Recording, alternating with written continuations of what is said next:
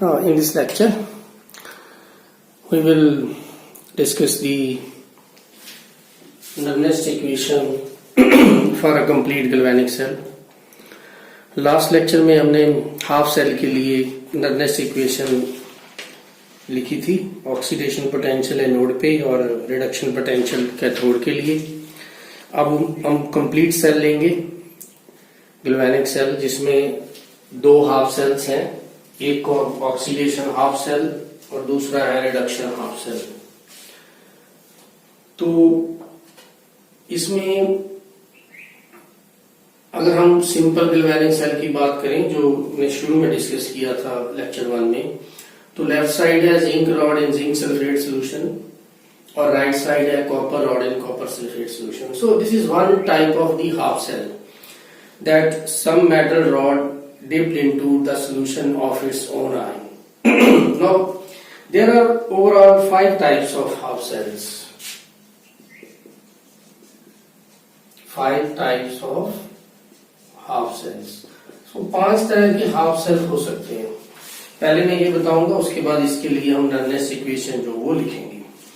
जैसे first type इस metal ion, metal ion, जैसे होता जिंक आयन, कॉपर आयन, ये इस टाइप में आते हैं. फर्स्ट मेटल आयन, इसका मतलब जो सॉल्ट है वो होता है soluble salt, zinc sulphate water में सॉल्युबल है. इसकी एग्जांपल्स क्या रहेगी? Metal zinc ion, zinc 2 positive ion, metal copper और उसका आयन कॉपर 2 पॉजिटिव आयन. ये इसकी एग्जांपल्स है.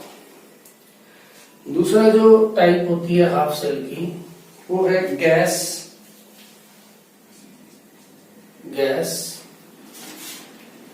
Ion electrode half cell. इसको हाफ सेल भी बोल देते हैं, आयन इलेक्ट्रोड भी बोल देते हैं.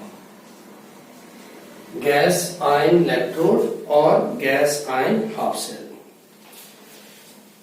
इसमें एक गैस है, उसी का ही आयन है, like H2 gas, H positive उसके आयन.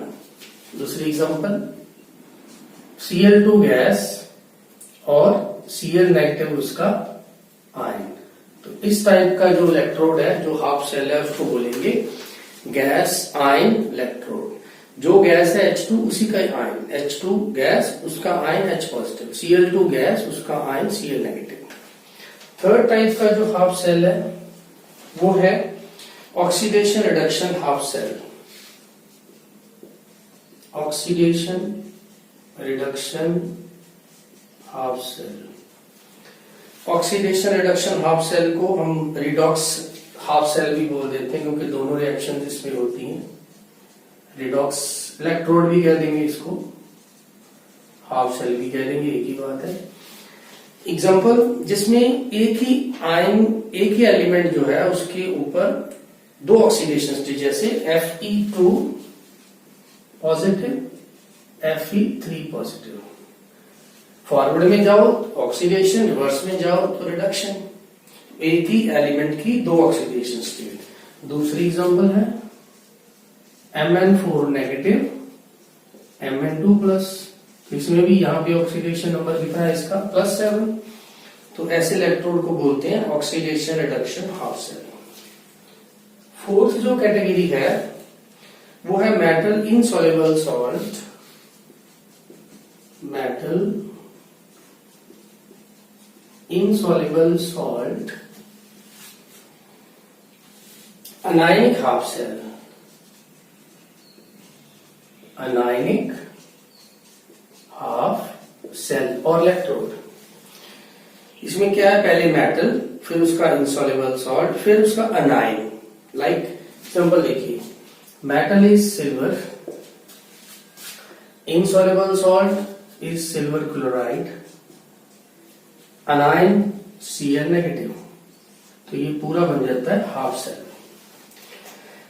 सिल्वर जो है वो डिप है सिल्वर क्लोराइड के अंदर, बट सिल्वर क्लोराइड जो है उसकी वो इनसॉल्युबल, उसकी पार्शियली सॉल्युबल है. उसकी जो ऐसी प्रॉब्लम के अंदर जब भी आपको ऐसा सेल दिया होगा तो आपको सॉल्युबिलिटी प्रोडक्ट KSP जो है वो गिवन होगा. KSP जो हमने इक्विलिब्रियम में पढ़ा था। फिफ्थ टाइप का जो सेल है वो है calomel electrode, CALOMEL, calomel electrode.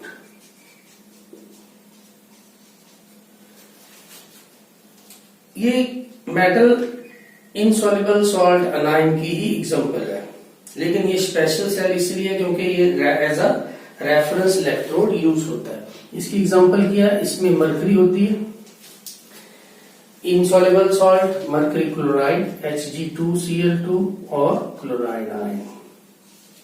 ये रिप्रेजेंटेशन है कैलोमल सेल की, और ये यूज होता है ये फोर्थ वाले बी टाइप की, यूज एज रेफरेंस इलेक्ट्रोड।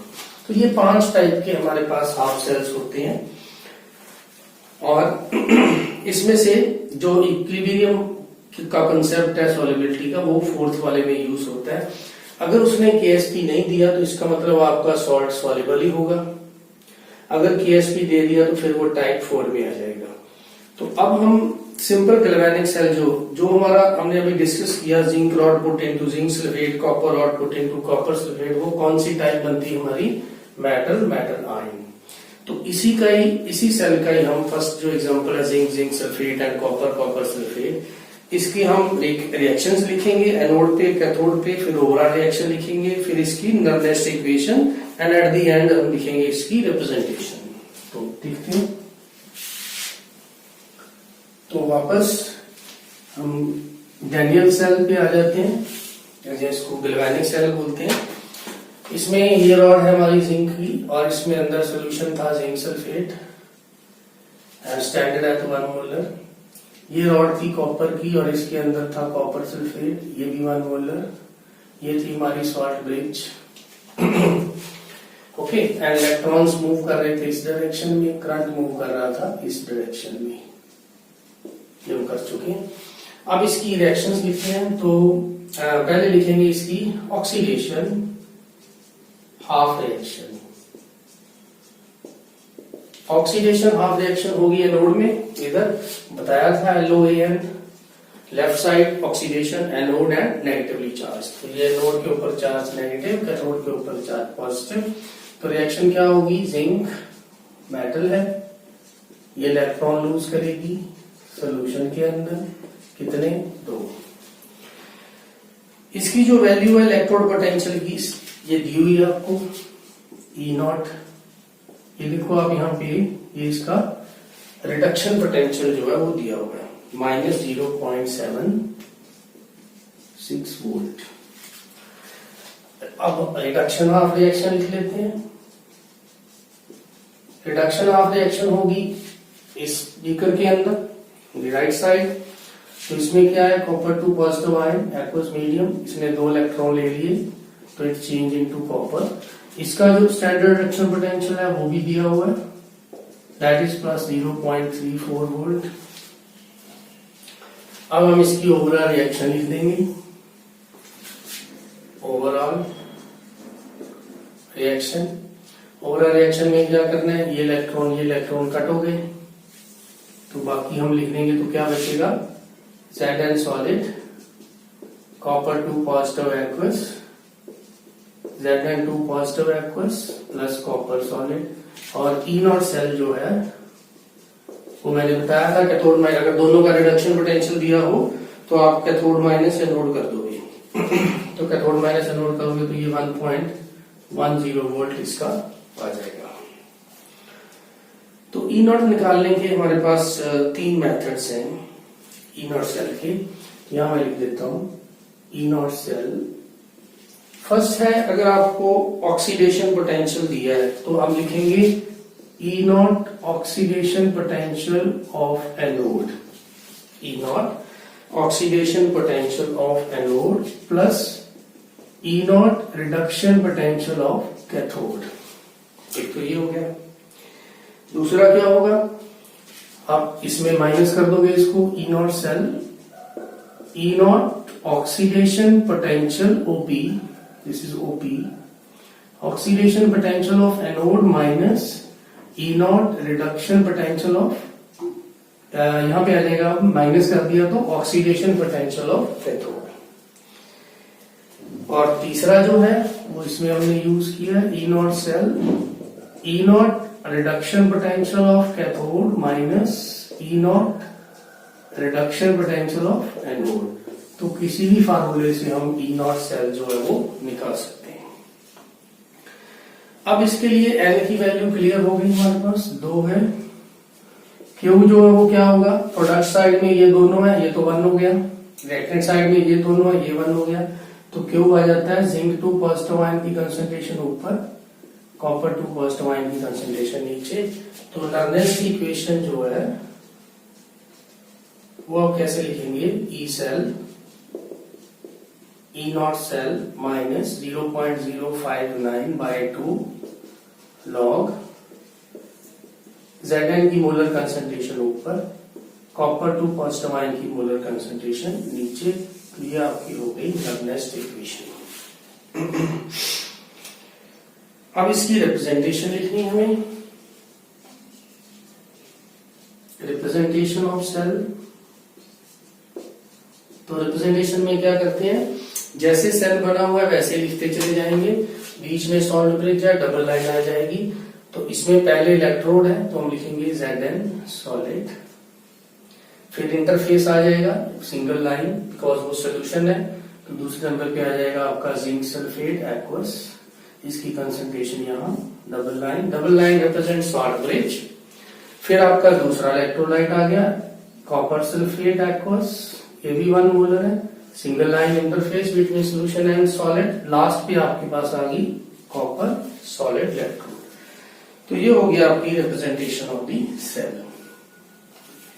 अब जो नर्नेस्ट इक्वेशन है इसके बेस पे आपको छोटा सा एक ग्राफ भी आ सकता है, ग्राफ के बेस पे प्रॉब्लम भी आ सकती है। जैसे ये है, इस साइड पे सपोज करो आपके पास है लॉग कंसंट्रेशन ऑफ Zn2 और कंसंट्रेशन ऑफ कॉपर 2 पॉजिटिव, और इस साइड पे आपके पास जैसे ई सेल। तो ये आपका ऐसा आ जाएगा, यहाँ पे आ जाएगा पॉइंट आपका ई नॉट सेल, और इसकी जो स्लोप है that will be equal to minus 0.059/2। तो ये इसका ग्राफ रहेगा। अब इसके बेस पे कुछ प्रॉब्लम्स करेंगे नर्नेस्ट इक्वेशन के बेस पे। तो फर्स्ट प्रॉब्लम है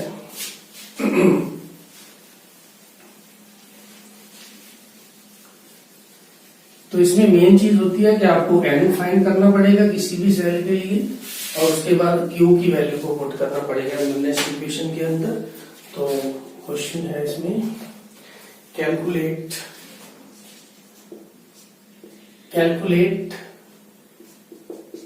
ई cell E naught cell of the following cells.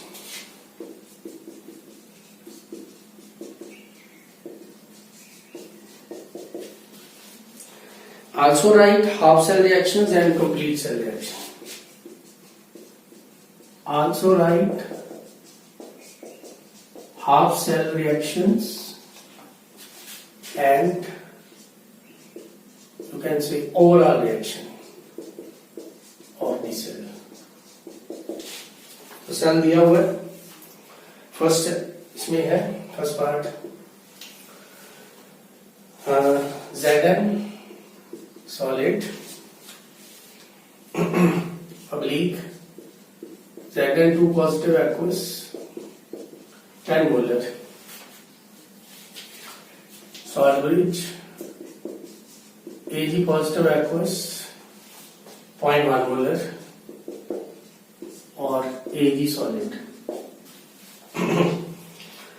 तो दो वैल्यूज दी हैं स्टैंडर्ड रिएक्शन पोटेंशियल की, एक तो दे दिया आपने जिंक की -0.76 वोल्ट, और दूसरी जो वैल्यू है वो आपको दी हुई है सिल्वर की रिडक्शन पोटेंशियल +0.80 वोल्ट। ये गिवन है वैल्यूज। तो आपको पहले दो रिएक्शंस लिखेंगे, oxidation half cell, reduction half cell reaction, and then overall. Then we will apply the next equation to find out the E naught cell and E cell. E naught cell तो यहीं से आ जाएगा, तो पहले लिखेंगे anode पे क्या हो रहा है। एनोड कौन है, zinc. This left side is anode, right side is cathode. So we have a zinc solid going to change into Zn2 positive aqueous plus 2 electron.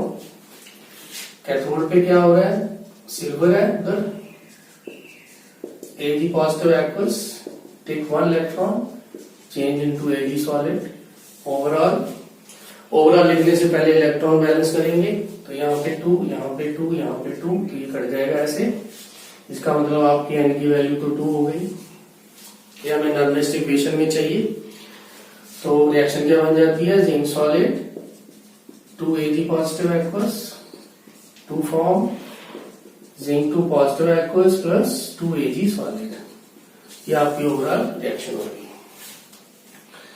आप ई सेल निकालेंगे इसी का। यहाँ पे ई नॉट सेल क्या होता है, रिडक्शन पोटेंशियल दिया है दोनों का, तो कैथोड माइनस एनोड कर दो। कैथोड हमारा है सिल्वर, एनोड हमारा है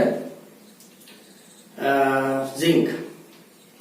तो दोनों में 0.8 माइनस करेंगे, माइनस 0.76, तो ये 1.56 वोल्ट जो है प्लस का आपके पास आ जाएगा। अब लगाते हैं नॉर्मलिस्ट equation. E cell, E naught cell है 1.56 माइनस 0.06 ही लेंगे हम, तो एन की वैल्यू 2, 6 लेने से कैलकुलेशन जो है वो आपकी इजी हो जाएगी। अब लॉग क्यू की वैल्यू, प्रोडक्ट में ये दोनों है, ये सॉलिड है, इसको छोड़ दो। Zn2 पॉजिटिव आयन की मोलर कंसंट्रेशन, रिएक्टेंट में ये दोनों है, इसमें जिंक सॉलिड है तो इसको छोड़ देंगे। Ag पॉजिटिव आयन की कंसंट्रेशन, लेकिन उसका क्या आ जाएगा, स्क्वायर। अगर 2 कोएफिशिएंट है तो स्क्वायर। अब इसमें वैल्यू पुट करें तो ये बन जाता है 1.56 माइनस 0.03 लॉग। सेंटन की कंसंट्रेशन है 10, तो यहाँ पे 10 आ गया। Ag पॉजिटिव आयन की कंसंट्रेशन है 0.1 का हो जाएगा स्क्वायर ऐसे। तो ये क्या बन गया, इस 1.56 माइनस 0.03 लॉग, नीचे है 0.1 तो ऊपर जाएगा 100 तो ये हो जाएगा 1000, मीन्स 10⁻3। लॉग 10⁻3 आ जाएगा 3, log 10⁻3 equal to 3 log 10, log 10 होता है 1, तो ये 3 हो गया। तो ये बन जाएगा 1.56 माइनस 0.03 इंटू 3, तो 1.56 माइनस 0.09, तो आपका जो ई सेल है वो आ जाएगा 1.47। तो ऐसे हम नॉर्मलिस्ट इक्वेशन जो है वो यूज करके कैलकुलेशन जो है वो करते हैं। ये था फर्स्ट प्रॉब्लम। अब हम दूसरी इसमें सेकंड पार्ट करते हैं।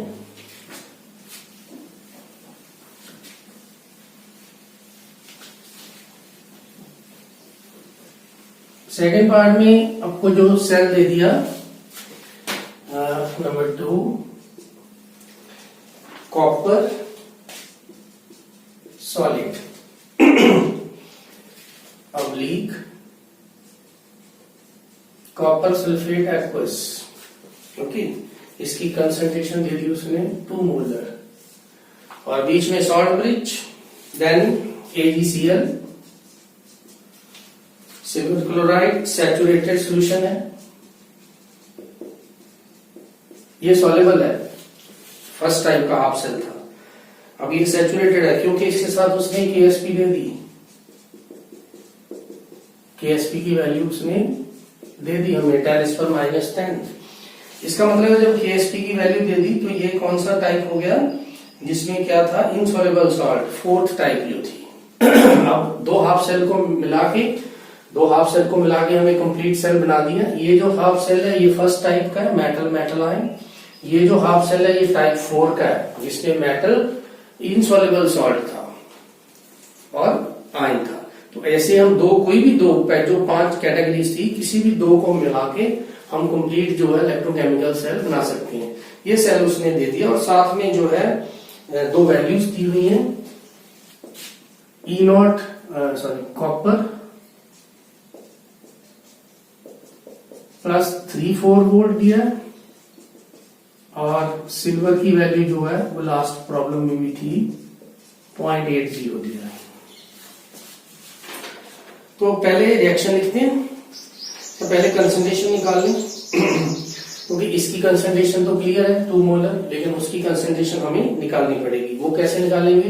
अब यहाँ पे आयनिक इक्विलिब्रियम का कंसेप्ट लगेगा। AgCl डिसोसिएट हो रहा है, इसमें Ag positive Cl negative. Equilibrium क्यों? Because it is partially soluble. तो इसकी सॉल्युबिलिटी S, इसकी सॉल्युबिलिटी S, तो Ksp किसके इक्वल आ जाता है? S स्क्वायर के। तो S किसके इक्वल आ जाता है? Ksp का रूट। तो S सॉल्युबिलिटी आ गई हमारी Ksp का रूट 10⁻10 का रूट करेंगे 10⁻5 मोलर।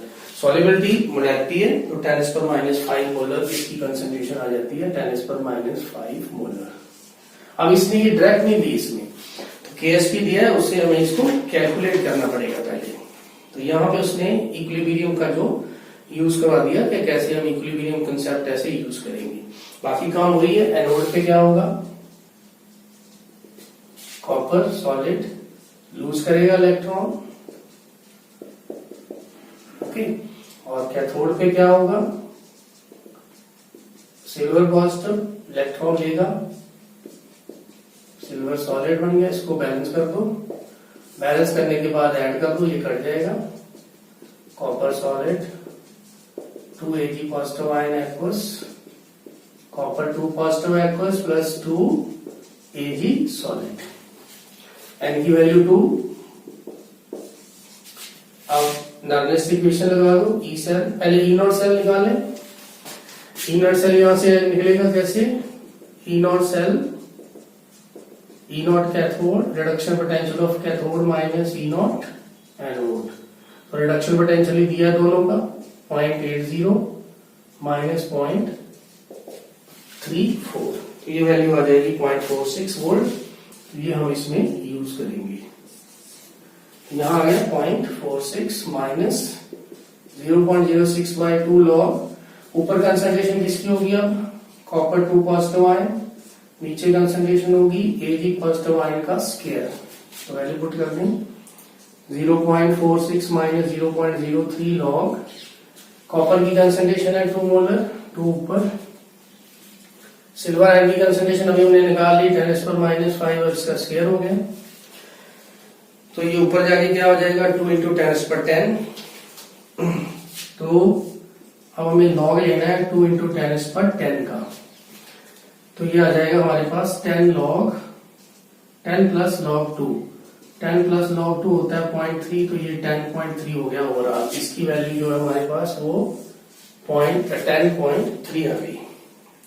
तो ये वैल्यू यहां पुट कर देंगे।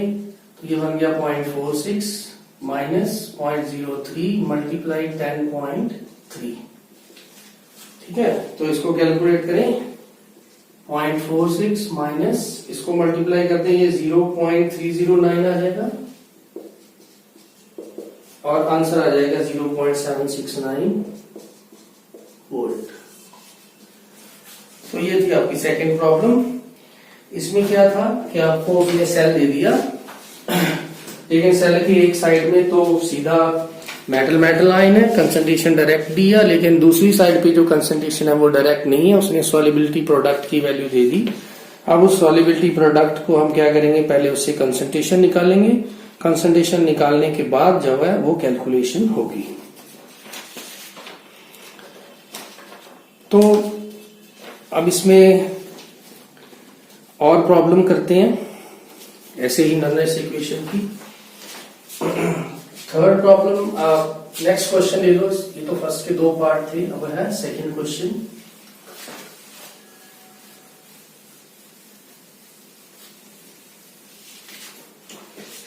क्वेश्चन नंबर 2 ले लो। तो ये क्वेश्चन है, the standard oxidation potential of zinc, standard oxidation potential of zinc is 0.76 volt. Oxidation potential 0.76 volt है, तो रिडक्शन पोटेंशियल कितना हो जाएगा -0.76, and that of silver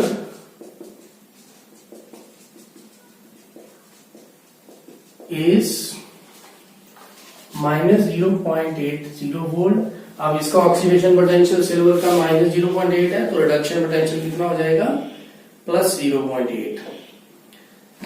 calculate EMF of the cell. हमें ई सेल निकालना है। सेल जो दिया हुआ है वो है zinc, single line, zinc nitrate, इसकी concentration 0.5 molar, salt bridge, silver nitrate, concentration 0.1 और Ag। तो सबसे पहले रिएक्शंस लिखेंगे, हम उनको चेंज कर लेते हैं रिडक्शन पोटेंशियल में। अगर हम रिडक्शन पोटेंशियल लिखना चाहें तो ये हो जाएगा -0.76 और रिडक्शन पोटेंशियल ऑफ सिल्वर कितना हो जाएगा, +80। तो एनोड पे क्या हो रहा है, oxidation, zinc solid changing to Zn2 positive aqueous +2 electron. Cathode पे क्या हो रहा है, रिडक्शन किसकी, फिर Ag है हमारे पास, यहाँ एक इलेक्ट्रॉन ले लिया, Ag सॉलिड बन गया। ओवरऑल रिएक्शन लिखते हैं, लेकिन इसको 2 से मल्टीप्लाई कर लें पहले, 2 से 2 cut, zinc solid 2 Ag positive, 2 form, Zn2 positive और 2 Ag। N की वैल्यू 2 हो गई।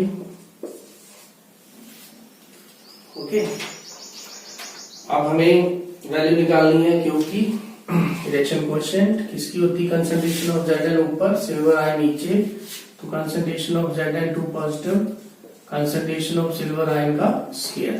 तो Zn की दी है 0.25, सिल्वर आयन की दी है 0.1, इसका स्क्वायर हो जाएगा।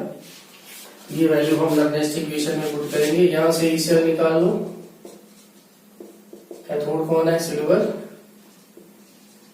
एनोड कौन है, जिंक। तो ये वैल्यू 1.56 आ जाएगी। तो ई सेल किसके इक्वल आ जाता है, 1.56 माइनस 0.06/2 लॉग 0.25 डिवाइड 0.1 का स्क्वायर। और ये सारा सॉल्व करने के बाद ऊपर जो है 0.25 हो गया, नीचे जो है वो 0.01 आ जाएगा। तो इसको सॉल्व करने के बाद जब लॉग लेंगे तो इसकी वैल्यू 1.56 माइनस 0.03 मल्टीप्लाई, सीधा लिख रहा हूं वैल्यू, ये आपके पास आ जाएगी 1.3979।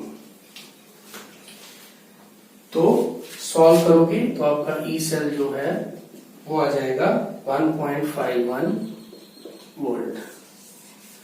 तो ऐसे इजी है प्रॉब्लम, आपको कंसंट्रेशन दी है डायरेक्टली, तो आपने सिंपली नर्नेस इक्वेशन जो है वो अप्लाई करनी है। तो नर्नेस इक्वेशन अप्लाई करके आप इसको कैलकुलेट कर सकते हो। इसमें जो ध्यान रखने वाली बात है वो है कि आपकी एन की वैल्यू सही होनी चाहिए, और दूसरी चीज है कि आपको जो लॉग वगैरह लेना है वो अच्छे से पहले लॉग टेबल से सीख लेना। मैंने बताया था +1 में भी, अगर उसमें कोई दिक्कत आती है लॉग देखने में तो मुझे बता देना, मैं फिर से बता दूंगा कि how to see the log table to find the value. तो ये थे हमारे कुछ नर्नेस इक्वेशन के कुछ प्रॉब्लम्स। हम इसको अच्छे से करोगे और इसके साथ रिलेटेड एनसीईआरटी में कुछ नर्नेस की प्रॉब्लम्स होंगी, तो वो नर्नेस की प्रॉब्लम्स और एनसीईआरटी में से भी कर लेना। इसके बाद हम कुछ और प्रॉब्लम नेक्स्ट लेक्चर में इसकी करेंगे, और फिर उसके बाद जो स्टैंडर्ड इलेक्ट्रोड पोटेंशियल को कैसे फाइंड करते हैं एक्सपेरिमेंटली, तो उसके लिए हम स्टैंडर्ड हाइड्रोजन इलेक्ट्रोड यूज करते हैं, तो वो भी हम नेक्स्ट लेक्चर में करेंगे।